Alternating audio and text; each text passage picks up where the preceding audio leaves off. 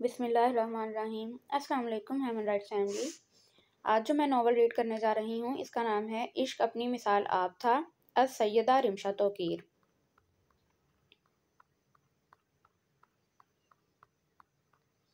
कहानी है दिल वालों की, रिश्तों के रखवालों की, वो जिन्हें साथ साथ चलना था, उनके मिलकर जुदा हो जाने की। वो जो हम कदम थे रिश्तों के, उनके हाथों से रिश्ते फिसल जाने की। गिरकर उठ जाने की बदगुमानी के बाद फिर से एक हो जाने की। सुनो, तुमसे कोई पूछे कभी मतलब मोहब्बत का, तो उसको कुछ बताने से ज़रा पहले ठहर जाना। उठाकर खाक सर पर डालकर इतना फ़कत कहना, मोहब्बत इब्तदा से इंतहा तक दर्द का पैकर। मोहब्बत बेपनाह तकलीफ़ का उजड़ा हुआ मंज़र। गुलों को भी मोहब्बत आरज़ुए खार देती है। मोहब्बत खामोशी से धीरे धीरे मार देती है। वो सीढ़ियों से उतरकर लाउंज की जानिब जा रही थी जब उसकी समाज से किसी की ज़ारो कतार रोने की आवाज़ें टकराईं। या अल्लाह, हम पर रहम फरमा, तू अल्लाह है, तू 70 माओं से ज़्यादा मोहब्बत करता है, तू मेरी दुआओं को रद्द तो नहीं कर सकता। मेरे दिल से उसकी मोहब्बत को निकाल दे, या फिर तू मेरे लिए इस दुनिया में आसानी पैदा कर दे। वो रोती सी सकती आवाज़ सुनने वाले का दिल अंदर तक चीर देती। क्या ये कबीर सिकंदर रो रहा है? राबी ने खुद से सवाल किया। नहीं नहीं, वो क्यों रोएंगे भला, उनको तो अजल से ही माया से मोहब्बत नहीं थी। वो सब तो झूठ था, और झूठ पे मबनी रिश्ते में कुछ भी हो, मोहब्बत नहीं हो सकती। बड़ी हिम्मत करके वो आवाज़ों की सिमत बढ़ते हुए कमरे में दाखिल हुई तो उसकी नज़र पड़ी कि वाकई कबीर सिकंदर रो रहा है। वो थूक गले में निगलते हुए सोचती है कि क्या कबीर सिकंदर इतना कमज़ोर है कि कैसी लड़की के लिए रो रहा है जो बेवफा थी, झूठी थी और सबसे बढ़कर कमजोर थी। आज मुझे बहुत अफसोस हुआ कबीर सिकंदर कि तुम एक कमजोर लड़की के लिए अपने कीमती आंसू बहा रहे हो। राबी ने तिल मिलाते हुए कहा। तो मजीद अफसोस करो फिर, क्योंकि कबीर सिकंदर अब मुकम्मल तौर पर ख़त्म हो चुका है। कबीर ने एक जुमला बोलने के बाद मजीद कुछ नहीं कहा। कबीर, अगर वो लड़की आपको चाहती होती तो यकीनन आपसे निकाह में आने के बाद आपसे किसी सूरत अलहदगी इख्तियार नहीं करती। लेकिन फिर भी मैं यही कहूँगी कि वो अल्लाह है। भरोसा रखें, आपको वो तनहा नहीं करेगा। वो हर मुश्किल में साथ देगा। बेशक मुश्किल के साथ आसानियां हैं, आप परेशान नहीं हो। जब कोई हाथ और साथ दोनों छोड़ देता है तब अल्लाह कोई ना कोई उंगली पकड़ने वाला भेज देता है। उस लम्हे कबीर के दिल में वो कुर्ब देखकर राबी खासी खौफजदा हो गई। एक लम्हे के लिए दिल चाहा भाग जाए। कबीर सिकंदर को इस कदर टूटा हुआ उसने जिंदगी में पहली बार देखा था। राबी, राबी कहाँ हो बेटा? खासी रात हो गई है, सोने लेट जाओ, सुबह आपको महापारा को पढ़ाने भी जाना है। फातिमा ने मोहब्बत भरे लहजे में राबी को याद दिलाया। जी अम्मी, लेट रही हूँ। राबी कंबल मुंह पर ओढ़े लेट गई। सारी रात उसे वही सारी सोचें सताती रहीं। पूरी रात वो सो नहीं सकी थी। वो सुबह मामूल के मुताबिक नाश्ता कर रही थी, अपनी माँ, चचा, जावियार और कबीर सिकंदर के साथ। जावियार बेटे, आज तो आपका लास्ट पेपर है ना? चचा सिकंदर ने जावियार को मुखातिब करते हुए कहा। जी चचा जान, आज लास्ट पेपर है, और उसके बाद सैयद जावियार अहमद स्कूल को खैरबाद कह देगा। कबीर भाई, आप खासे खामोश बैठे हैं, तबीयत तो ठीक है आपकी? इतने में दरवाजे पर दस्तक हुई। जावियार ने पूछा, कौन है? बाहर से आवाज़ आई, बेटा मैं अमीन चचा, पीर साहब से मिलने आया हूँ। आप उनका ये हुजरे में इंतजार करें, बस वो आ रहे हैं। यूँ सब नाश्ते से फारिग होकर अपने अपने कामों में लग गए। कोई जादूगरी तो है इस लफ्ज़ मोहब्बत में। एक मुद्दत से मैं इसके ज़रिए असर बैठा हूँ। माया, मैं आज आपसे पूछता हूँ कि आखिर मेरा कसूर क्या था? आपने क्यों बेवफाई की? क्यों दिया आपने मुझे धोखा? क्यों निकाह के अगले माह ही खुला का मुतालबा कर दिया? जवाब दें मुझे, मैं जवाब का तलबगार हूँ। मैं आपको जवाब देने की पाबंद नहीं हूँ सैयद कबीर सिकंदर, और अच्छा यही होगा कि आप यहाँ से चले जाएं। मैं अपने जवाब का मुंतज़िर हूँ, और जब तक मुझे मेरा जवाब नहीं मिल जाता मैं यहाँ से कहीं नहीं जाऊँगा। आज पूरे 5 महीने होने को हैं, मेरा दम घुट रहा है अंदर ही अंदर, और अब मुझे हर सूरत अपने एक एक सवाल का जवाब चाहिए। अगर आपको जवाब ही चाहिए तो सुने। मैंने आप जैसे बदकिरदार मर्द से शादी करके बहुत बड़ी गलती कर दी थी, और मुझे जैसे ही अपनी गलती का अंदाज़ा हुआ मैंने आपसे खुला के लिए कह दिया, और यही हकीकत है। मैं बदकिरदार मर्द? वो उसके इस इंकशाफ पर हक्का बक्का रह गया। और ये किसने कहा आपसे? उसने सवालिया नज़रों से माया को देखा। मैं इसके आगे आपसे कुछ नहीं कहना चाहती हूँ। खुदा हाफिज़, और उम्मीद है आइंदा ज़िंदगी में कभी हमारा आमना सामना नहीं होगा। कहा सुना जो भी हो माफ़ करना। कुछ वादे किए ना निभाए हों तो माफ़ करना। कुछ बातें जो हम दोनों के बीच हुई उनमें कुछ बुरा भला कहा हो तो माफ़ करना। माया, कहाँ से आ रही हो? तुम्हारे तेवर कुछ ठीक नहीं लग रहे मुझे। तुम्हारी तो कुछ इज्जत नहीं है मुआशरे में। हमारी इज्जत का भी जनाजा ना निकाल देना। मुंह में जुबान है या वो भी बाहर रख के आई हो? फूफो ने नहायत ही गुस्सा खाना लहजे में कहा। माया फूट फूट कर रोती हुई अपने कमरे में चली गई और वजू करके फ़ौरन नमाज के लिए नियत बांध ली। नमाज से फारिग होकर उसने अल्लाह की बारगाह में गिड़गिड़ा कर दुआ मांगना शुरू कर दी। ए अल्लाह, मुझे माफ़ कर दे। मैंने आज एक बेकसूर को बदकिरदार कहा और उससे निहायत बदतमीजी से भी पेश आई। अल्लाह पाक कबीर सिकंदर के दिल का बोझ हल्का कर दे। ए अल्लाह, उन पर रहम फरमा दे। अल्लाह, तू सब जानता है कि मैंने ये सब कुछ क्यों किया।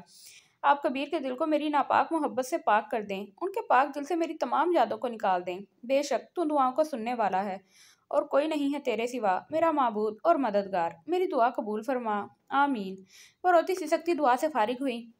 उसने होंठ भेजकर आईने में खुद को देखा। उसकी आंखें जब से लाल हो रही थीं, अब कि उसकी आंखों में नमी उतर रही थी। मैंने ऐसा क्या जुर्म कर दिया था जो उसने मुझ पर इतना घटिया इल्ज़ाम लगाया? क्या मोहब्बत करना जुर्म है? क्या मोहब्बत इस कदर रुलाती है? मुझे अपना आप फकीरों जैसा लगने लगा है। बहुत मान था मुझे अपनी मोहब्बत पर। शायद ये उसी का नतीजा है। कबीर सिकंदर अपनी बेपनाह मोहब्बत को ही अपना कसूरवार ठहरा रहा था। ये कहानी है सैयद कबीर सिकंदर की, जो शहर के जाने माने खानदान से ताल्लुक़ रखता है। वो नरम लबो लहजा रखने वाला, बड़े दिल का मालिक, वो जब चले तो ज़मीन रुक जाए, सबका आइडियल कबीर सिकंदर। उनका नाम ही उनकी शोहरत की बहुत बड़ी वजह है। सैयद अपनी ज़ात की वजह से इस माशरे में बहुत ख़ास हैसियत रखते हैं। उनका एक अलग ही मुकाम होता है। शायद ये इसलिए कि वो बहुत दिलदार, मेहरबान, मेहमान नवाज, अमीन, पाकीज़ा और परहेजगार होते हैं।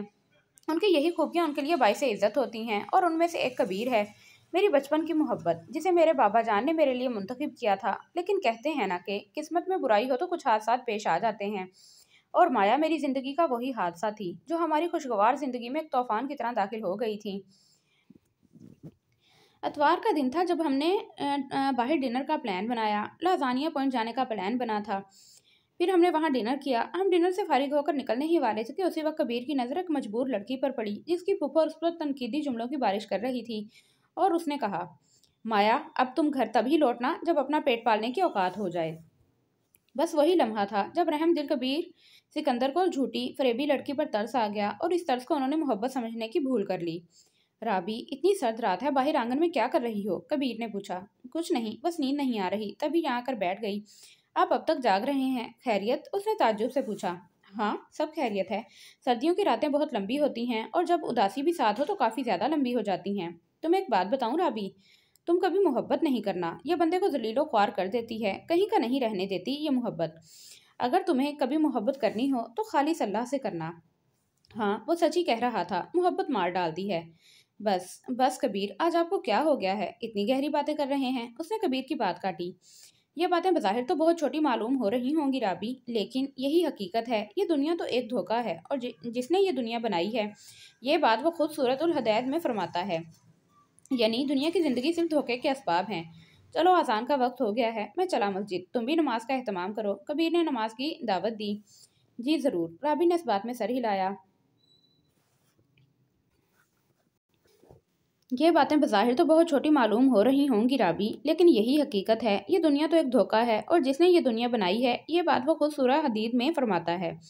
यानी दुनिया की ज़िंदगी सिर्फ धोखे के असबाब हैं। चलो, अजान का वक्त हो गया है, मैं चला मस्जिद। तुम भी नमाज का एहतमाम करो। कबीर ने नमाज की दावत दी। जी ज़रूर। राबी ने इस बात में सर हिलाया।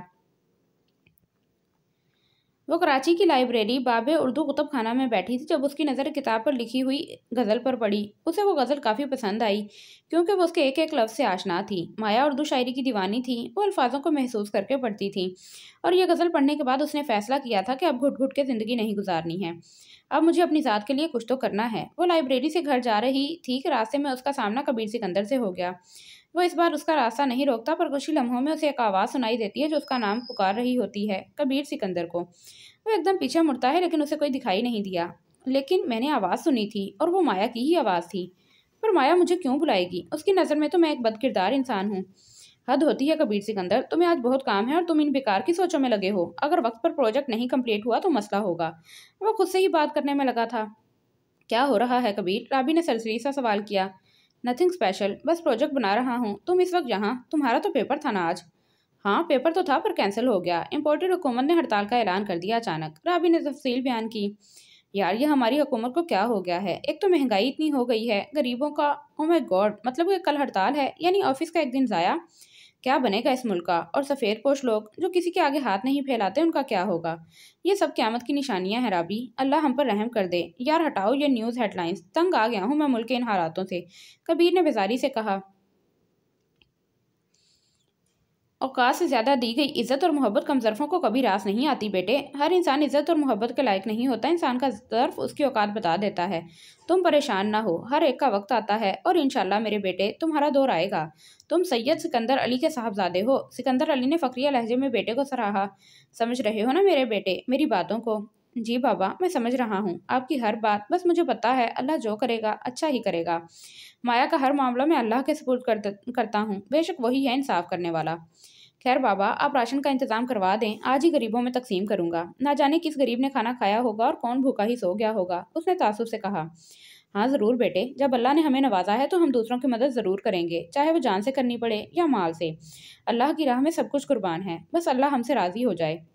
इंशाल्लाह बाबा, अगर हमारी नीयत साफ़ है तो अल्लाह हमसे ज़रूर राज़ी होगा। सदा खुश रहो बेटे, अल्लाह तुम्हें खुशियाँ दिखाए, हर दुख तकलीफ से तुम्हें महफूज रखे। उस नाबीना ने उसे दुआ दी तो उसका दिल भी भर आया। फिर आगे बढ़ा तो एक साहब की आवाज़ उसकी कानों से टकराई। हो गए अमीरों के दिखावे शुरू, हम गरीबों पर तरस खा रहे हो। हमें अल्लाह काफ़ी है, तुम अपनी वाहवाही करो कहीं और जाकर। नहीं बाबा, आप गलत समझ रहे हैं। मैं आप पर तरस नहीं खा रहा, बल्कि मैं अपनी आखिरत संवार रहा हूँ इन लोगों की मदद करके। अगर आप मेरे बारे में गलत गुमान रखते हैं तो कोई बात नहीं। ये लें राशन, और कोई मदद चाहिए हो तो मुझे अपनी खिदमत के लिए ज़रूर याद करिएगा। अल्लाह की अमान में। छोड़ो मुझे, कौन हो तुम लोग और मुझे यहाँ क्यों लाए हो? आखिर क्या चाहते हो मुझसे? ए लड़की, अपना मुंह बंद रख, वरना हमें बहुत तरीके आते हैं मुंह बंद करवाने के, और तुझे जल्द मालूम हो जाएगा कि क्यों लाया गया है तुझे यहाँ। जब तक के लिए खामोश बैठी रह। माया के कानों में अजीब लोबला जा रखने वाले एक आदमी की आवाज़ गूंजी। ए अल्लाह, आप ही तो हैं जो ज़रूरी हैं, आप जो चाहे वो कर सकते हैं। या अल्लाह, मैं जिस मुसीबत में हूँ मुझे इससे निकाल दे। मैं नहीं जानती ये लोग कौन हैं और इनकी क्या दुश्मनी है मुझसे। बस अल्लाह पाक मेरी मदद फरमा और मुझे यहाँ से आज़ाद करवा दे। उसने दिल ही दिल में अल्लाह से मदद मांगी। अगले ही लम्हे उसे एक लड़के की आवाज़ सुनाई दी। आंखों पर पट्टी होने की वजह से वो शक्ल तो नहीं देख पाई, लेकिन आवाज़ उसने पहचान ली थी। ये आवाज़ तो मीर हैदर की है, लेकिन ये क्या चाहता है मुझसे? वो अंदर ही अंदर परेशान हो रही थी। तभी मीर हैदर उससे मुखातिब हुआ। माया, उम्मीद तो यही है कि तुमने मुझे पहचान लिया होगा, और तुम इस बात का बेसब्री से इंतज़ार भी कर रही होगी कि आखिर मेरा क्या मकसद है तुम्हें यहाँ लाने का। तो सुनो, मैं तुमसे शादी करना चाहता हूँ। तुम जैसी बाहया लड़की मुझे बहुत पसंद है। सिर्फ मैं ही नहीं, तुम्हें जो भी देखेगा तुम्हारा असीर हो जाएगा। तुम्हारी पाकीज़गी मुझे तुम्हारी तरफ खींच लाई है, तो अब हमारी शादी होगी। उसका लहजा ऐसा था जैसे किसी पर हुक्म जारी कर रहा हो, और उसकी बात हरफ आखिर है। माया का दिल चाहा था उसकी घटिया बातें सुनने के बाद वो उसे काट खाए, पर वो मौका गुस्सा होने का नहीं, अक्लमंदी से फैसला करने का था। चलो ठीक है, मैं तुमसे शादी करने के लिए तैयार हूँ, लेकिन हम ये शादी फूफो की दुआओं के साये में करेंगे। उसने बहुत सोच समझकर मीर हैदर को जवाब दिया था। लेकिन ये मुमकिन नहीं है माया। अम्मी तुम्हें सख्त नापसंद करती हैं, वो ये शादी कभी नहीं होने देंगी। बस करो हैदर, फूफो अगर मुझे गुस्से में कुछ कह भी देती हैं तो उसका कतन ये मतलब नहीं है कि वो मुझे नापसंद करती हैं। उसने उसे समझाते हुए कहा। अगर तुम्हारी यही ख्वाहिश है तो यही सही, लेकिन अभी काफ़ी रात हो गई है, हम कल सुबह चलेंगे। इस बार मीर हैदर ने बहुत कुछ बड़ा सोच रखा था। वो माया की सोच से कहीं ज़्यादा चालाक था। वो इस मौके को कभी हाथ से नहीं जाने देगा। सुबह की पहली किरण निकलते ही सबसे पहले माया ने कहा कि मुझे घर ले चलो। मीर हैदर ने इस बात में सर हिलाया। 15 ही मिनट में वो लोग घर पहुंच गए। घर पहुंचते ही पप्पू ने हुक्म जारी कर दिया कि अपना सामान यहाँ से उठाओ और दफा हो जाओ। इतने में मीर हैदर ने कहा, अम्मी मैं उससे शादी करना चाहता हूँ। माँ ने मीर हैदर की बात काटते हुए कहा कि न जाने कहाँ रात गुजार कर आई है। ऐसी बदकिरदार लड़की से मैं अपने इकलौते बेटे की कभी शादी नहीं होने दे सकती। लोग क्या कहेंगे? अभी तो मेरी बेटी भी कंवारी बैठी है, इसकी ज़िंदगी बर्बाद नहीं कर सकती मैं। मुझे अपनी इज्जत बहुत प्यारी है। राबिया बेगम ने तिल मिलाकर कहा, अम्मी मैं उसे अपनी इज्जत बनाकर रखना चाहता हूँ। उसने जो भी गलत काम किए वो कर दिए। कल रात ये घर से बाहर रही, मैं ये भी माफ़ करता हूँ। मुझे बहुत सवाब मिलेगा अम्मी, अगर मैं इसे शादी कर लेता हूँ तो। मीर हैदर ने बड़ी चालाकी से काम लिया। माया उसकी बातें सुनने के बाद जब्त ना कर सकी। वो बोल पड़ी, मीर हैदर इस कदर झूठ क्यों बोल रहे हो तुम? फूफो को बताओ तुमने मुझे उठवाया था अपने बंदों से क्योंकि तुम उससे शादी करना चाहते हो। उसने अपनी बात पर यकीन करवाना चाहा। मीर हैदर को उससे कभी भी मोहब्बत नहीं थी। वो तो सिर्फ उसकी जायदाद का भूखा था, जिसके बारे में आज तक फूफो ने माया को खबर तक नहीं होने दी थी। वाह लड़की वाह, नमक हराम निकली तू। तुझे इस दिन के लिए पाला था कि तू मेरे ही शरीफ बेटे पर इल्ज़ाम लगाए। खुदा गारत करे तुझे, और तू इसी वक्त मेरे घर से निकल जा। अब कभी अपनी शक्ल ना दिखाना मुझे। हम समझते हैं कि हम सबसे अलग और ख़ास हैं, किसी की ज़िंदगी में हमारी जगह कोई और कभी नहीं ले सकता, जबकि हकीकत इसके बरक्स होती है।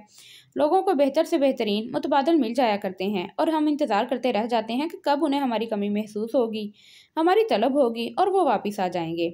तुम सोचते होगे ना कि मैं ये जो कि मैं ये सब जो भी कहता हूँ सब बकवास है, ऐसा कुछ नहीं होता। लेकिन मैं बताऊँ, ज़िंदगी कभी मुफ्त में किसी को कुछ नहीं सिखाती। जब कोई कहता है कि मुझे ज़िंदगी ने ये सिखाया है, तो यकीन करो उसने बहुत बड़ी कीमत अदा की होती है। दिन के 11 बज रहे थे जब उसके पास उसकी कॉल आई और उसने कहा, मैं आपके ऑफिस आ रही हूँ, मुझे आपसे कोई ज़रूरी बात करनी है। यस श्योर बोलते हुए उसने कॉल काट दी। वो दिल ही दिल में अंदाज़ा लगा रहा था कि वो उससे क्या बात करेगी। मैं आई कम? उसने अंदर दाखिल होने की इजाज़त तलब की। Yes why not. दरमियानी दाढ़ी, दराज कामत, बिखरे बाल, हुस्न जमाल ऐसा कि उसकी मिसाल नहीं मिलेगी। आवाज़ में इस कदर मिठास के कोई भी बात करने को बेचैन हो जाए। वो कोई फरिश्ता सिफ्त इंसान थे जिसे देखो तो दिल की धड़कन भी तेज़ हो जाती थी। और वहाँ सबका ख्याल रखने वाला कबीर सिकंदर था, जिसे देखो तो दिल की धड़कन भी तेज हो जाती थी। हाँ, वो सबका ख्याल रखने वाला कबीर सिकंदर था, जो कभी अपनी जात से किसी को तकलीफ नहीं पहुंचाता था। वो सोचते हुए कमरे में दाखिल हुई।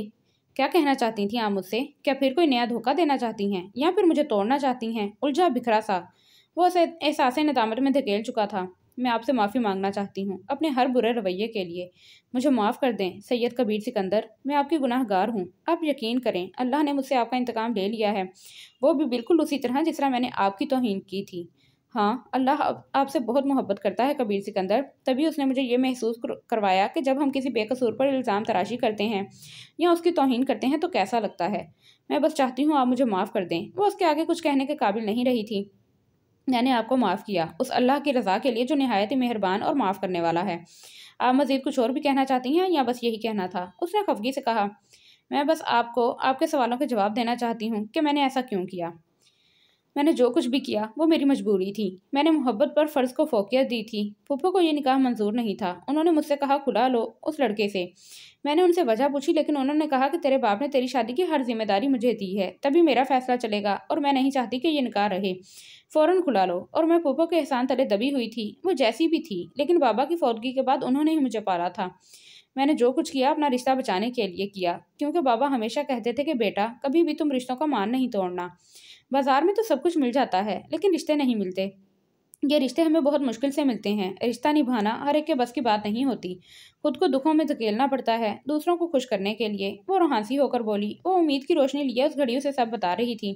वो कुछ बोल नहीं सका। वो बेयकीनी से उसे देखता रहा और दिल ही दिल में सोचने लगा कि कोई अपने रिश्तेदारों से इतनी मोहब्बत भी कर सकता है क्या, वो भी अपनी फूफो से जो उसकी हर मोड़ पर तौहीन करती थी। ये उसके लिए हैरान कुन था। आप यही सोच रहे होंगे ना कि मैं झूठ बोल रही हूँ? माया ने सवाल किया। नहीं, मैं हैरान हूँ कि कोई इतना साफ दिल भी हो सकता है क्या। जब मैंने आपसे खुला की वजह पूछी तो आपने गैर इखलाकी रवैया इख्तियार किया। मैं उस दिन से ये सोच रहा था कि जब सब कुछ आपकी मर्जी के मुताबिक हुआ था तो आपकी आंखें आपके अल्फाजों का साथ क्यों नहीं दे रही थीं? आपकी आंखों में इसराब क्यों था? लेकिन एक सवाल का जवाब मुझे अभी भी नहीं मिला कि आपने मुझे बदकिरदार क्यों कहा? उसने ताज्जुब से पूछा। उसकी वजह यही थी कि आप मुझसे नफरत करने लगे और शायद मैं अपने मकसद में कामयाब भी हो गई थी। सही कहा ना मैंने कबीर सिकंदर? आप मुझसे नफरत करने लगे थे ना? नहीं, ऐसा नहीं था। आपके लिए मेरी मोहब्बत गैर मशरूत और अबदी है और ये ताउम्र ऐसी ही रहेगी इंशाल्लाह। और आज मैं बहुत खुश हूँ। अल्लाह ने आखिर खुशियाँ मेरी झोली में डाल ही दी। बस अल्लाह मेरी इस खुशी को बरकरार रखे, आमीन। अब निकाह कब करना है मोहतरमा? उसने मुस्कुराते हुए पूछा। जब आप कहेंगे तब, माया ने झेमते हुए जवाब दिया। आप शर्माती भी हैं मिस माया? वो हंसने लगता है। आप बहुत बोलते हैं मिस्टर कबीर। वो बस इतना ही कह पाई थी। 5 महीने तपती धूप में गुजारने के बाद उन्हें आज छाँव नसीब हुई थी। उसका हंसना मोहब्बत है। मैंने उसकी हंसी को सुना तो मौसीकी के सारे सुरों को मात खाते देखा। दर हकीकत उसके हंसने से सरगर्म की तख्लीक मुमकिन हुई। चांदनी रात में रोशन सितारे और शबनम के चमकते कतरे शाम के साई की रोशनी का मजाक उड़ाते, दरख्तों की हल्की फुल्की झाड़ियां झूलती। मौसम गर्मा की हवा में गाने की एक आवाज़ इतनी साफ, इतनी शफाफ, इतनी सच्ची है कि हर दिल फरेब हो जाए। इन्हीं शफाफ रातों में वो अपनी शफाफ मोहब्बत को सोचता है। आखिर अब वो वक्त आ ही गया जब मैं और माया हम हो जाएंगे। ताईजान, वो अपनी खुशी का इजहार कर रहा था। बहुत खुशी हुई बेटे यह खबर सुनकर। इंशाल्लाह तुम्हें खुशियां देखना नसीब हों। ताईजान ने दुआ दी। जी आमीन ताईजान। बचपन ही से उसकी अपनी ताईजान से बहुत बनती थी। वो भी कबीर से वैसी ही मोहब्बत करती थी जैसी मोहब्बत वो राबी और जावियार से करती थी। कभी भी उन्होंने अपने बच्चों में और कबीर में कोई फ़र्क नहीं किया। राबी भी उनकी शादी के 4 साल बाद पैदा हुई थी। तभी कबीर सिकंदर से उनकी मोहब्बत किसी भी मुफाद से पाक थी। कबीर की माँ यानी अपनी देवरानी के इंतकाल के बाद से कबीर सिकंदर को उन्होंने ही माँ बनकर पाला था। वो उसको अपना बड़ा बेटा बोलती थी। भरोसा मत करना दुनिया के लोगों पर। मुझे तबाह करने वाला भी मेरा बहुत अजीज था। इतना बड़ा धोखा दिया तुमने मुझे। मैं सोच भी नहीं सकता था कि तुम ये सब कर सकती हो। मुझे तुम पर भरोसा था, जिस भरोसे की तुमने किरचियाँ किरचियाँ कर दी। और एक बात कान खोल के सुन लो कि मैंने हमेशा तुम्हें अपनी बहन की नज़र से देखा है। हाँ, ताया जान ये ज़रूर चाहते थे कि हमारी शादी हो, लेकिन मेरा अल्लाह गवाह है कि मैंने हमेशा तुम्हें अपनी बहन माना है। मुझे अब तक यकीन नहीं आता कि तुमने ऐसा किया है। वो सदमे से भराई आवाज़ में दुख से मुस्तफसर हुआ। आपको ज़रा भी दुख नहीं है? आपने जो कुछ भी किया, आपका रिश्ता मुझसे बचपन से ही तय था। तो फिर मैंने कैसा धोखा दिया आपको? मैंने सिर्फ अपना हक लेना चाहा था। हाँ, मेरा तरीका ज़रूर गलत था, लेकिन मैं आपसे मोहब्बत करती हूँ कबीर, बेहद मोहब्बत करती हूँ। आप प्लीज़ माया से निकाह नहीं करें। मैं आपके बगैर ज़िंदगी का तसव्वुर भी नहीं कर सकती। उसने बेबसी के आलम में कहा। नामुमकिन है ये, ऐसा कभी नहीं हो सकता राबी। कुछ तो शर्म करो। तुमने एक बेकसूर यतीम के साथ ज्यादती की थी। अगर अल्लाह ने तुम्हें दौलत से नवाजा है तो इसका हरगिज ये मतलब नहीं कि तुम किसी को लालच देकर उस शख्स से अपना मतलब निकलवाओ। ये तुम्हें जेब नहीं देता था राबी। तुम एक सैयदजादी हो। अल्लाह से माफ़ी तलब करो। बेशक वो अल्लाह है, वो तुम्हें ज़रूर माफ़ कर देगा। वो उसकी इस हरकत से बहुत दुखी था। ये मुमकिन नहीं है कबीर कि अल्लाह मुझे माफ़ करे। अगर मुझे अल्लाह की माफ़ी चाहिए तो पहले मुझे माया से माफ़ी मांगनी होगी, और मेरा नहीं ख्याल कि वो कभी भी मुझे माफ़ करेगी। यही तो तुम लोगों की प्रॉब्लम है कि तुम लोग पहले से ही दूसरों के बारे में राय कायम कर लेते हो, दूसरे का फैसला जानने की कोशिश ही नहीं करते। तुम माफ़ी मांग कर तो देखो, क्या पता वो बड़े दिल का मुजाहिरा करके तुम्हें माफ़ कर दे। उसने राबी को समझाया। आप सही कहते हैं, मैं ज़रूर माफ़ी मांगूंगी माया से, लेकिन मैं आपसे माफ़ी मांगती हूँ कबीर। मैं आपकी भी उतनी ही गुनाहगार हूँ जितनी माया की। मुझे माफ़ कर दें। मैं कभी इतनी मतलबी हो गई, मुझे अंदाज़ा ही नहीं हुआ। लेकिन मैं आपसे कुछ पूछना चाहती हूँ। हाँ ज़रूर पूछो, क्या पूछना चाहती हो? क्या ये सब कुछ आपको माया ने बताया कि मैंने फूफो को पैसे देकर आपका और उसका रिश्ता खत्म करवाया? क्या? क्या कहा? माया ये सब कुछ जानती थी? वो अपनी सर्द आंखों से उसे तकता ठंडे लहजे में बोला। उसने उसकी बात सुनकर उस बात में सर हिलाया। उस वक्त उसके दिमाग में सिर्फ एक लफ्ज घूम रहा था, रिश्ते। वो सच ही तो कह रही थी। रिश्तों का मान बहुत बड़ी चीज़ होती है, और वो मान सही मायनों में उसने रखा था। ये सब उसके लिए हैरतज़दा था। इस बार उसकी नज़रों में माया के लिए मजीद इज्जत बढ़ गई। तुम जानना चाहोगी कि मुझे ये सब किसने बताया? हाँ ज़रूर। तो सुनो, ये सब मुझे राबिया आंटी ने बताया। मैं उस वक्त शर्म से पानी पानी हो गया था। मेरे वहमो गुमान में भी नहीं था कि तुम ऐसा भी कर सकती हो। यानी कि माया की फूफो ने बताया सब? वो ऐसा कैसे कर सकती हैं, जो अपनी सगी भतीजी की नहीं हुई? तुम्हें क्या लगा था वो तुम्हारा राज रखती? ये तुम्हारी भूल थी राबी। उसने उसको शर्म दिलानी चाहिए। वो दिन जिंदगी का ऐसा दिन था जब वो कबीर सिकंदर से आंखें मिलाने के काबिल नहीं रही थी। उसकी आंखों में शर्म साफ झलक रही थी। सुबह 8 बजे ही वो माया से मिलने जाती है और उससे माफ़ी तलब करती है कि मुझे अल्लाह के लिए माफ़ कर दो। मुझे लग रहा है आज मेरा दिल फट जाएगा। मैंने कुछ भी जान के नहीं किया, बस कबीर की मोहब्बत ने मुझे ये सब करने पर मजबूर कर दिया था। पर मैं तुमसे माफ़ी चाहती हूँ अपनी हर घटिया हरकत के लिए। वो साथ साथ रोए जा रही थी। राबी, रो नहीं, तुम मेरी छोटी बहन की तरह हो। गलती इंसानों से होती है, और जानती हो असल चीज़ क्या होती है? असल चीज़ ये है कि तुम्हें अपनी गलती का एहसास है, और तुम्हें अल्लाह ने वक्त पे हिदायत दे दी। क्योंकि हिदायत हर एक को नहीं मिलती। उसके लिए अल्लाह पाक ने कुछ खास लोग मखसूस किए होते हैं। बेशक अल्लाह पाक जो करता है हमारी भलाई के लिए करता है। उसने उसे दिलासा दिया। तुम्हारी वजह से आज मैं बहुत पुरसुकून महसूस कर रही हूँ। मेरे दिल पर एक बोझ था जिसे तुमने हल्का कर दिया। तुम बहुत अच्छी हो। Thank you. तुम सही कहती हो माया। वो बहुत अच्छा बोलती थी। उसके अल्फाजों में जैसे कोई जादू था। उसके अल्फाज किसी को भी अपना असीर बना सकते थे। शायद यही वजह है कि कबीर सिकंदर उससे इश्क करता है। माफ़ कर दो मुझे माया बेटी। मैं जानती हूँ मैंने बहुत गलत किया तुम्हारे साथ। मैंने तुम्हें अपने मुफाद के लिए हमेशा इस्तेमाल किया। यहाँ तक तुम्हारी खुशियाँ तक कुर्बान कर दी। तुमने मुझे इज्जत दी, मेरा एहतराम किया। हमेशा तुमने मुझे अपनी माँ की जगह समझा, और मैंने बहुत कुछ बुरा कर दिया तुम्हारे साथ, ये भी सोचे बगैर कि एक यतीम की आह फ़ौरन अर्श तक पहुँचती है। वो सफाइयाँ पेश करती जा रही थी और माया चुपचाप सुन रही थी, कुछ भी कहे बगैर। तुम कुछ बोल क्यों नहीं रही माया? मुझे माफ़ कर दोगी ना? मैंने आपको माफ़ किया फूफो, उसने हल्की मुस्कुराहट के साथ कहा। वो माया थी, बड़े दिल की मालिक, कैसे माफ़ नहीं करती? वो तो अपने रिश्तों से बहुत मोहब्बत करती थी। वो रिश्तों का मान तोड़ने वालों में से नहीं थी। वो रिश्ता जोड़ने में यकीन रखती थी, तोड़ने में नहीं। वो कहती थी कि थोड़ा सा झुक जाना किसी रिश्ते को तोड़ देने से बेहतर है। मुझे यकीन था बेटी, तुम मुझे ज़रूर माफ़ कर दोगी। बस अब मैं चाहती हूँ कि तुम मीर हैदर को भी माफ़ कर दो, और फिर जल्दी से मैं तुम्हें अपने बेटे की दुल्हन बना लूँ। वो बिना सोचे समझे कहती जा रही थी। कहते हैं ना, कुछ लोगों की फितरत बिच्छू की तरह होती है। उनसे जितनी भी नेकी कर लो आखिर में वो डंग ही मारते हैं। उनमें से एक थी फूफो, जो अपने मुफाद के लिए माफ़ी तलब करने आई थी। वो बहुत हैरत से चौंकती उस पर निगाह करती है और कहती है, ऐसा नहीं हो सकता फूफो, क्योंकि मैं कबीर सिकंदर से निकाह करूंगी, और अच्छा यही होगा कि आप यहाँ से चली जाएं। इस बार वो कुछ बोले बगैर नहीं रह सकी थी। मुझे तुमसे ये उम्मीद नहीं थी। मैं बहुत उम्मीद लेकर आई थी। खैर अगर तुम्हारा फैसला यही है तो मैं तुमसे अपने तमाम रिश्ते तोड़ती हूँ, जा रही हूँ मैं। उसने सोचा शायद इस बार भी माया अपना रिश्ता बचाने के लिए उसे रोक लेगी, लेकिन उसे नहीं मालूम था कि उसे अब लोगों की पहचान करनी आ गई है। काश फूफो आप ऐसा ना करती। फूफो की इस हरकत ने उसे मजीद तोड़ दिया था। अब वो घड़ी आ चुकी थी जिसका उन्हें बेसब्री से इंतजार था। हाँ, आज उन दोनों का निकाह था। वो दोनों एक होने जा रहे थे, एक हलाल और पाक रिश्ते की शुरुआत करने जा रहे थे। माया जल्दी करो, नीचे मेहमान आ चुके हैं। जी ताईजान मैं तैयार हूँ, राबी ने कर दिया है मुझे तैयार। अरे वाह माशाल्लाह, बहुत हसीन लग रही हो तुम बेटा। वो सफ़ेद और गोल्डन कलर के लहंगे में मलबूस, चेहरे पर हल्का सा मेकअप, गालों पर ब्लश ऑन, होंठों पर सुर्ख लिपस्टिक और हाथों में गजरे पहनी क्यामत लग रही थी। राबी जाओ माया को ले आओ। जी अम्मी। राबी की आंखें नम हो रही थी। माया तुम्हारा बहुत बहुत शुक्रिया। माया तुम्हारा बहुत बहुत शुक्रिया अदा करती हूँ मैं कि तुमने अपना ज़र्फ बड़ा करके मुझे माफ़ कर दिया। अल्लाह तुम्हें कबीर के साथ हमेशा खुश रखे। आमीन। चलो चलो नीचे, अम्मी बुला रही हैं, निकाह ख्वाह आ गए हैं। आज मैं 2 बोल बोलकर उसकी पाबंद हो गई हूँ। मैं बहुत खुश हूँ, आखिरकार हमें अल्लाह ने मिलवा ही दिया। और जब मोहब्बत सच्ची हो तो अल्लाह भी हमारा साथ देता है। या अल्लाह तेरा लाख लाख शुक्र है कि तूने हमसे हमारा गम दूर किया, हमें राहत का सामान मुहैया किया। वो लोग कमरे में दाखिल होते हैं और नमाज़े शुक्राना अदा करते हैं। माशाल्लाह बहुत खूबसूरत लग रही हैं आप, जैसे कोई चांद नगर की शहजादी। मेरा दिल चाह रहा है कि बैठ के आपको तकता रहूं, कहीं दूर ले जाऊं जहां सिर्फ आप हों और मैं हूं, वहां किसी की नज़र आपको छू भी ना सके। वो उसकी तारीफ किए जा रहा था। शुक्रिया, आप भी अच्छे लग रहे थे। उसने भी जवाबन तारीफ की। मेरी बात तो अलग है, मैं तो बचपन से ही खूबसूरत हूँ। तो आप क्या कहना चाहते हैं कि मैं खूबसूरत नहीं हूँ? उसने उसे घूरते हुए कहा। उसने उसका माथा चूमा और कहा कि नहीं मेरी जान, आपकी तारीफ के लिए तो मेरे पास अल्फाज ही नहीं है, लेकिन मैं फिर भी अर्ज करता हूँ। तुम्हारी आगोश फूलों का वह बिस्तर है जहाँ सदियां गुजारी जा सकती हैं।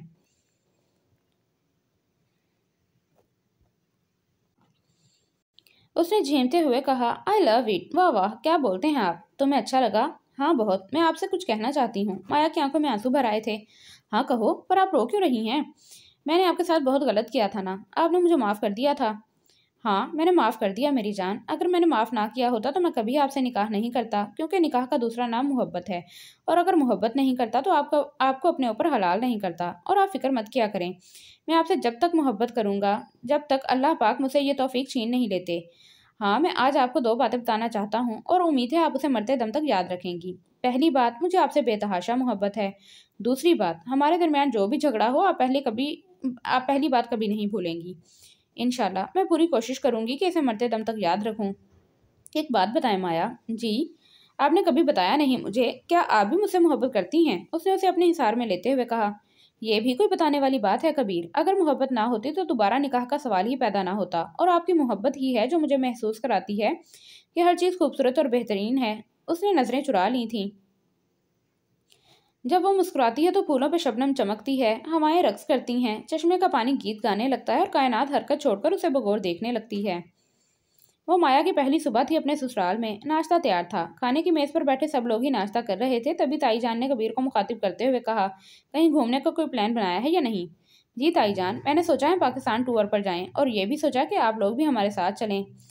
जावियार ने कहा, जी भाई ज़रूर, ये बहुत अच्छा सोचा है आपने। नहीं बेटा, ये तुम दोनों का ट्रिप है, सिर्फ और कोई नहीं जाएगा। टिकट मैं करवा दूँ, किसी चीज़ की टेंशन मत लेना तुम दोनों। जब तक मैं ज़िंदा हूँ इंशाल्लाह मेरी फैमिली को कभी किसी तकलीफ़ का सामना नहीं करना पड़ेगा। फैमिली फिर कभी चलेगी। सैयद सिकंदर अली ने अपना फैसला सुनाया। जी सही कहा आपने भाई साहब। फातिमा बेगम ने भी हाँ में हाँ मिलाई। माया चलो कमरे में, तुम्हारी पैकिंग करवा देती हूँ, राबी ने कहा। कबीर कमरे में दाखिल हुआ। और भाई हो गई पैकिंग? माया ने इस बात में सर हिलाया। चलो अब मैं जाती हूँ। राबिया वहाँ से चली गई। माया मैं आपको अपनी मोहब्बत की इंतहा बता नहीं सकता हूँ। मैं बहुत खुश हूँ आज कि हम एक हो गए। तुम जानती हो माया, मेरी सबसे बड़ी ख्वाहिश क्या है? वो सिर्फ उसकी ख्वाहिश नहीं थी, ये वो ख्वाब था जो वो अपनी शरीक हयात के साथ पूरा करना चाहता था। नहीं मुझे तो नहीं मालूम, आप ही बता दें। मैं अल्लाह से दुआ करूंगी कि आपकी ख्वाहिश जल्द पूरी कर दे। मेरी ख्वाहिश ये है कि मैं अपनी शरीक हयात के साथ रब काबा का तवाफ़ करूं। उसने अपनी ख्वाहिश का इजहार किया। आमीन। माया की खुद भी यही ख्वाहिश थी और वह यही सोच रही थी कि अल्लाह पाक हमें ऐसे भी नवाजता है कि कहे बगैर हर ख्वाहिश पूरी कर दे। बेशक अल्लाह बहुत मेहरबान है। आधे घंटे बाद गाड़ी सैयद मेंशन के बाहर खड़ी थी। अब वो लोग निकलने ही वाले थे। कबीर पोर्च में माया का इंतजार कर रहा था, बाकी फैमिली भी वहीं थी। राबी कहती है मैं बुला देती हूँ माया को। वो सीढ़ियों से ऊपर जाती है, माया से मिलती है। माया, अपना और कबीर का बहुत ख्याल रखना। चलो सब नीचे बुला रहे हैं। तभी माया पोर्च में चली जाती है। वो फातिमा बेगम के लिए मिल्क शेक बना रही थी, जिसे लिए वो सीढ़ियों की जानिब बढ़ी। उसके दिमाग में कबीर का ख्याल आया, जिसे उसने झटकने की कोशिश की। राबी सीढ़ियों पर खड़ी ज़ारो कतार रो रही थी कि मोहब्बत इस कदर रुलाती है। उसके चेहरे पर एक दुखी मुस्कुराहट थी और वो सोच रही थी कि बस अब मुझे कभी हसद नहीं करना। क्या पता मेरी ज़िंदगी में भी खुशियाँ जल्द ही दस्तक दे दें। वो ये समझ चुकी थी कि सैयद कबीर सिकंदर की खुशी सिर्फ और सिर्फ माया कबीर सिकंदर के साथ थी। वो जैसे ही पलटी फ्राक के घेर में उलझ कर गिर गई, उसके हाथ की ट्रे ज़मीन बोस हो गई जो वो नीचे जा गिरी। आखिरी चीज़ जो उसने सुनी थी वो कबीर की गाड़ी के टायर की रगड़ थी। उसके बाद बस खामोशी छा गई, जैसे समातों पर सुकून छा गया हो। दिसंबर की सर्द रात, बर्फ की सील, कश्मीर की वादियाँ, क्या हसीन और दिलकश मंजर है ना कबीर। आप जानती हैं इन सब चीज़ों में सबसे ज़्यादा हसीन क्या है? इस गुफ्तगू का पहला लफ्ज़ आप। कश्मीर ऐसी जगह है जो किसी तारुफ की मोहताज नहीं है। कश्मीर की खूबसूरती का पूरी दुनिया से मुआवजा नहीं किया जा सकता। आज वो लोग आज़ाद कश्मीर घूमकर इस्लामाबाद जा रहे थे। फिर अगली सुबह वो कराची के लिए रवाना हो जाते। सुबह के 6 बज रहे थे। सुबह का बहुत हसीन मंजर था। बर्फबारी का सिलसिला अब भी जारी था। कमरे में ठंड का बिल्कुल भी पता नहीं चल रहा था। महरों कंबल में सोई माया बहुत ही ज्यादा गहरी नींद में सो रही थी। कबीर की आंख खुली तो उसने देखा सुबह हो चुकी है। माया, जल्दी उठो। उसने माया को उठाया। वो लोग वहां से कराची के लिए रवाना हो गए। एयरपोर्ट से आधे घंटे की मुसाफत पर ही घर था। आबिद उन्हें लेने आया था। वो दोनों घर की तरफ रवाना हो गए थे। सैयद मेंशन कुछ मिनट की दूरी पर ही था। माया, जानती हैं अभी सबसे ज्यादा खुशी किसको होने वाली है? जावियार और राबी को। ये दोनों जाते ही सबसे पहले मेरे बैग्स खाली करेंगे।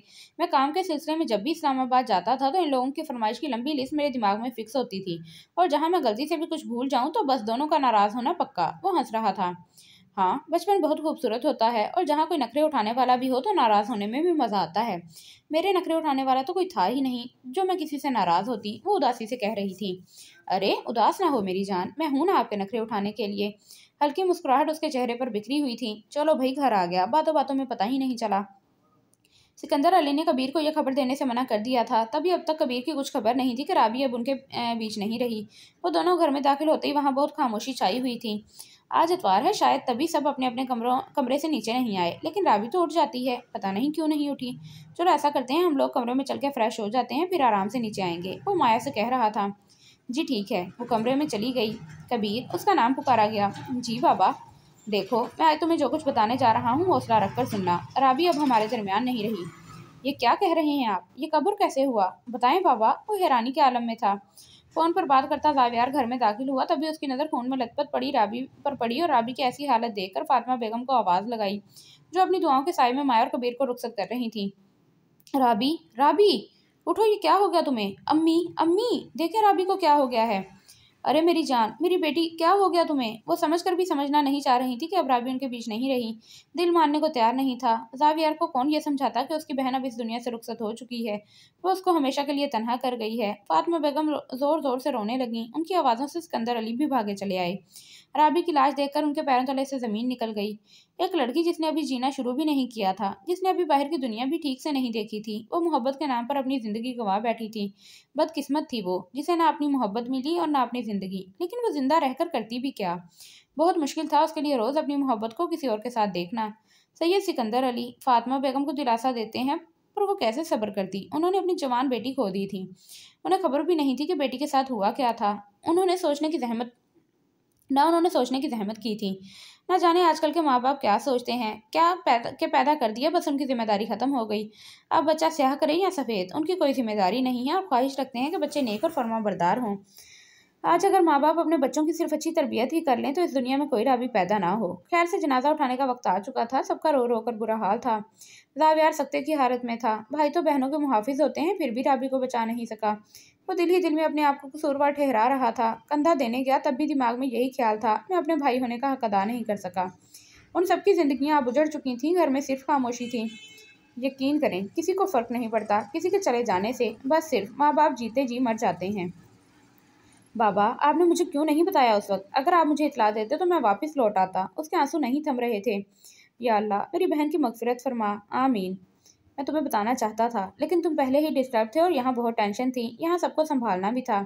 जावियार अब तक सदमे से बाहर नहीं निकला। मैं नहीं चाहता था कि तुम भी मजीद परेशान हो जाओ। फिर भी बाबा, आपको बुलाना चाहिए था। मैं आखिरी बार अपनी बहन को देख भी नहीं सका। कितना बदनसीब हूँ मैं। वो रोते रोते कहता जा रहा था। ताईजान की कैसी तबीयत है? जाकर मिल लो अपनी ताईजान से, अभी काफ़ी बेहतर तबीयत है उनकी, सिकंदर अली ने बताया। अस्सलाम वालेकुम ताईजान, कैसी हैं आप? तबीयत कैसी है आपकी? हाँ बेटा, तबीयत बिल्कुल ठीक है, बस तुम्हारी दुआएं हैं। बस तुम मुझे छोड़कर अब कहीं नहीं जाना। अब तुम और जावियार ही हो और मैं तुम दोनों को खोना नहीं चाहती हूँ। जी ताईजान, बस आप अपना ख्याल रखें, मेरे पास भी आप ही हैं सिर्फ, अब अम्मी तो रही नहीं। बेटा कबीर, तुम जब अपना मानते हो तो बस कुछ फजूल मत सोचो। अम्मी नहीं है तो मैं तो हूँ ना। तुम्हें और जावियार को देखकर ही अब जिंदगी गुजरेगी मेरी। जी मेरी ताईजान, ठीक है। वो कैसे कबीर पर आशना करती कि वो कैसे कबीर पर ये आशना करती कि वो पल पल मर रही थी। जवान बेटी खोने का गम छोटा नहीं होता। कबीर की भी तो यही अपनी थी, उसे भी तो दिलासा उन्हें ही देना था। जावियार, जावियार कहाँ हो भाई? मेरा बैग खाली नहीं करना क्या? इस बार तो भाई मज़े ही मज़े हैं, भाभी भी बहुत कुछ लाई हैं तुम्हारे लिए। जी कबीर भाई, मुझे नहीं देखना कुछ, मेरा दिल नहीं है। क्या हो गया है जावियार? अगर तुम भी ऐसे करोगे तो ताईजान को कौन संभालेगा? अभी मैं उनको चुप करवा कर आया हूँ। भाई कैसे ठीक हूँ मैं? मुझे बहुत याद आती है राबी। भाई उसे वापस ले आए ना, वो बच्चों की तरह बिलक बिलक कर रो रहा था। उसे रोता देख कबीर की आंखों में आंसू आ गए। क्यों रो रहे हैं आप लोग? माया के सवाल पर कबीर चौंक गया, क्या जवाब दे उसे। इतने में जावियार अपनी रोती आवाज के साथ बोला, राबी नहीं रही भाभी। ये सुनकर माया की तबीयत बिगड़ गई, वो वहीं बेहोश हो गई।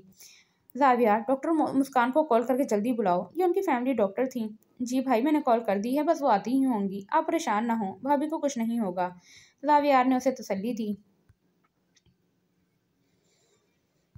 अम्मी, अब क्या किया जाए? ऐसा क्या करें जो प्रॉपर्टी हमारे हाथ लग जाए? क्या अम्मी, आप माया से उसके जायदाद का हिस्सा नहीं मांग सकती? वो तो आपसे बहुत प्यार करती है। हाँ, वो तो पागल है। जो मैं कहूँगी, माया अपना हिस्सा मुझे दे दो बेटा, तो वो खुशी खुशी बोलेगी, ये लें फूफो, सब आपका ही तो है, आपका ही तो हिस्सा है। अब वो पहले वाली बेवकूफ़ माया नहीं रही, बहुत चालाक हो गई है। कम अकल लड़के। माँ ने मीर हैदर को सुनाया। फिर ऐसा करते हैं, माया से माफ़ी मांगते हैं, उसके बाद उसको अल्लाह का वास्ता देकर सब मांग लेंगे। अरे लड़के, दिमाग क्यों चला रहा है इतना? जब तेरे पास दिमाग नहीं है तो? आजकल इतनी महंगाई हो गई है, महंगाई आसमान को छू रही है, कोई पागल ही होगा जो अपना हिस्सा किसी को दे। वो उस बदअकल को समझाना चाह रही थी। रात का आखिरी पहर था, चांदनी मुस्कुरा रही थी, बहुत ही दिलफरेब मंजर था। उसी दिलफरेब रात में एक बुरी खबर राबिया बेगम के घर पर दस्तक देती है। आंटी, मीर हैदर को अस्पताल ले जा रहे हैं। क्यों, क्या हुआ मीर हैदर को? वो हैरान परेशान पूछ रही थी। कुछ लोग थे जो पैसों का मुतालबा कर रहे थे, पैसे नहीं दिए, तभी उन्होंने उसे गोली मार दी। आप जल्दी अस्पताल चलें। राबिया बेगम रोते रोते अस्पताल में दाखिल हुई। कुछ ही लम्हों में खबर आई कि मीर हैदर अल्लाह को प्यारा हो गया है। उस हादसे के बाद बेगम बुरी तरह से टूट गईं। घर का वाहिद मर्द वही था और वो भी चल बसा। इसके बाद उन्होंने फैसला किया कि माया की प्रॉपर्टी की फाइल उसे दे देंगी और तमाम सच उसे बता देंगी। Mister Kabir Sikandar, congratulations. घबराने की बात नहीं है, आप बाप बनने वाले हैं। यानी हम लोग दादा दादी बनने वाले हैं। आज 1 महीने बाद उन सबके चेहरे पर मुस्कुराहट बिखरी थी। आज उनके सहन में बहार आई थी। और मैं चाचू, जावियार की खुशी का ठिकाना ही नहीं था। आज वो भी बहुत खुश था। Maya, Maya, I love you, thank you so much. आपने मुझे इस दुनिया की सबसे बड़ी खुशी दी है। आज मैं बहुत खुश हूँ। अरे अरे, मुझे अंदाजा है कि आप बहुत खुश हैं, पर इस वक्त ये दुआ करें कि अल्लाह हमें जो औलाद अता करे वो नेक और सालेह हो। अल्लाह हमें उसकी अच्छी तरबियत करने की तौफीक अता फरमाए। आमीन, आमीन, आमीन। वो मुस्कुरा रहा था। कबीर सिकंदर की खुशी की इंतहा नहीं थी। इस कदर खुशी तो उसे शायद अपनी ज़िंदगी में कभी नहीं हुई थी। वो यह खबर सुनकर झूम उठा था। आप रो रही हैं माया? ये तो इतनी अच्छी खुशी की खबर है, फिर आप रो क्यों रही हैं? आज मुझे शिद्दत से अम्मी और अब्बू की याद आ रही है, और अब तो फूफो भी नहीं है। पता नहीं मेरे साथ ही ऐसा क्यों होता है। वो रो रही थी। आप दुआ करें कि अल्लाह उन्हें जन्नतुल फिरदौस में आला मुकाम अता फरमाए। याद तो आती हैं, जाहिर है माँ बाप हैं, उनकी याद तो हर दुख सुख में आएगी, पर ऐसे रो के क्या फ़ायदा? फूफो तो जिंदा है ना। मैंने हर कोशिश की कि उनसे मेरा रिश्ता कभी ख़त्म ना हो, पर शायद अल्लाह को यही मंजूर था। अच्छा, तो आप क्या चाहती हैं कि फूफो से आपकी बातचीत दोबारा सही हो जाए? बस यही ना? अच्छा एक बात बताएं जी, अगर आपको ये मालूम हो कि आपके अब्बू अपनी प्रॉपर्टी का हिस्सा आपके नाम करके गए थे, तो आप इस हिस्से का क्या करती? कबीर ने आजमाने वाले अंदाज में माया से पूछा। सच कहूँ तो अगर ऐसा होता तो मैं वह हिस्सा फूफो को दे देती, क्योंकि वो भी कोई बहुत अमीर नहीं है और मेरी वजह से उनका कुछ फ़ायदा हो सकता था, तो मैं ज़रूर यही करती। उसने एक लम्हे की देर किए बगैर कहा। तो बस अब समझें, आपकी फूफो से आपकी बातचीत हो जाएगी, क्योंकि हम आपके अब्बू का दिया हुआ हिस्सा उन्हें दे देंगे। लेकिन माया, आपको एक बात का ख्याल रखना होगा कि आपको फूफो पर अब कभी भरोसा नहीं करना, क्योंकि मोमिन एक सुराख से दोबारा नहीं डसा जाता है। जी, आप बिल्कुल ठीक कह रहे हैं, मैं इस बात का ख्याल रखूंगी। माया मेरी बच्ची, तुम दोबारा मेरे दरवाजे पर आई हो आज, और यकीन करो मुझे कोई लालच नहीं है तुमसे। मीर हैदर की मौत के बाद से मैं बहुत टूट गई हूँ और मुझे तमाम तर गलतियों का पछतावा है। मैंने गलत किया था तुमसे, तुम्हारे अब्बू यानी मेरे भाई की प्रॉपर्टी के बारे में छुपा कर, लेकिन बस बहुत हुआ। मैं तुम्हें तुम्हारी अमानत, तुम्हारी प्रॉपर्टी के फाइल देना चाहती हूँ। मुझे ज़िंदगी में सुकून चाहिए जो अपनों के बगैर मुमकिन नहीं। और जबकि अब मैं नानी बनने वाली हूँ, वो इस बात शायद सच में सुधर चुकी थी। लेकिन फूफो, मैंने और कबीर ने यह फैसला किया कि मैं अपना हिस्सा आपको दे रही हूँ। माया ने मुस्कुराते हुए कहा। यूं उन लोगों के ताल्लुकात आपस में अच्छे हो गए थे। वो माया थी जो किसी और के लिए इतना सोच लेती थी, वरना दौरे जदीद में कोई किसी के लिए इतना सोचे ये मुमकिन नहीं। हाँ, जब कभी तुम्हें महसूस हो कि तुम लोगों ने अकेला कर दिया है, तुम्हारी जानिब से खैरख्वाही के बाद ही तुम्हें उनसे अजियत पहुंचे, और जब तुम्हें उनकी ज़रूरत हो तो तुम पहुंच जाओ, लेकिन जब तुम्हें ज़रूरत हो तो कोई ना आए तो बस घबराना मत। कुछ लोग पैदा ही इसलिए किए जाते हैं कि वो गिरने वालों को थामें, वसीला बन जाएं, उनका वजूद दुनिया के लिए रहमत बन जाए, और जब वो खुद गिरने लगें तो उन्हें थामने उनका रब खुद आए। वो ऐसों को किसी की उंगली नहीं पकड़ाता, बल्कि आगे बढ़कर खुद थामता है। बेशक अल्लाह बहुत मेहरबान है। बासिम मेरी जान, रोए मत मेरे बेटे, मेरी जिंदगी, मत रोएं। माया बासिम को चुप करा रही थी। अब मुझे समझ आता है कि एक बच्चे को माँ बाप किस तरह पालते हैं। माशाल्लाह हमारी फैमिली कंप्लीट हो गई है माया। अल्लाह हमारे बासिम को सेहत और तंदुरुस्ती दे, उसे नेक बनाए। अल्लाह हमें हर बुरी नज़र से बचाए। वो माया को अपने एहसासात बता रहा था। अब उनकी ज़िंदगी से अंधेरा छट चुका था। बासिम उनके लिए अल्लाह की रहमत बनकर आया था, जिसके आने के बाद उनके घर के तमाम लोगों की ज़िंदगियों में एक सवेरा हो गया था। वो वाकई अल्लाह की रहमत था। उनकी कुल कायनात, उनका प्यारा बासिम, उनका शहजादा। अकेले वारिस हो तुम मेरी बेशुमार चाहतों के बासिम। सो ये नावल कंप्लीट हो गया है। शॉर्ट सा नावल है, और आजकल मैं शॉर्ट नावल्स ही पढ़ रही हूँ, क्योंकि टाइमिंग का जैसे मैंने आपको बताया है तो थोड़ा इशू चल रहा है। तो आप ऐसा करें कि अगर आपको ये नावल पसंद आया हो तो लाइक करें, शेयर करें, कमेंट करें, और सब्सक्राइब भी करें, और क्या करें, और मुझे दुआओं में याद रखें। ओके, अल्लाह हाफिज़।